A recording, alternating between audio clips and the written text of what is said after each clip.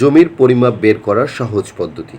আজকে আলোচনা করব কিভাবে আপনারা খুব সহজ সিস্টেমে জমির পরিমাপ বের করতে পারবেন। আমরা সবাই জানি 1 একর সমান সমান 100% এবং 1 কাঠা সমান সমান 1.65%। জমির পরিমাপ বের করার জন্য যে সূত্র রয়েছে সেটা হচ্ছে দৈর্ঘ্য গুণন প্রস্থ এবং ভাগ হচ্ছে 435.6। আমি যদি উদাহরণ দিয়ে বলি তাহলে আপনাদের বুঝতে খুবই সুবিধা হবে। আমি আছি অ্যাডভোকেট জাকিউল হোসেন সিদ্দিক রাছেল আপনাদের সাথে। যেমন আমরা দৈর্ঘ্য প্রথমে আগে গড় করব। যেমন একটা জমির দৈর্ঘ্য হচ্ছে 126 ফুট একদিকে, আরেক দিকে আছে 120।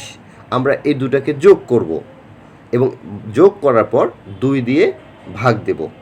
ভাগ দেওয়ার পরে যেটা চলে আসবে সেটা হচ্ছে 123 ফুট। এখন আমরা প্রস্থ বের করব। প্রস্থ হচ্ছে একদিকে 75 ফুট আর একদিকে হচ্ছে 70 ফুট। এখন আমরা এই দুটাকে যোগ করে 2 দিয়ে ভাগ দেব। ভাগ দিয়ে যেটা বের হবে 72.5 ফুট। এটা হচ্ছে আমাদের প্রস্তর গড়। এখন আমরা জমির পরিমাণটা বের করব শতাংশ অনুযায়ী। জমির পরিমাপ প্রথমে আমরা দৈর্ঘ্যর গড় পেলাম 123 গুণন এখন প্রস্থের গড় যেটা হচ্ছে সেটা হচ্ছে 72.5। এটাকে আমরা ভাগ দেব 435.6 দিয়ে।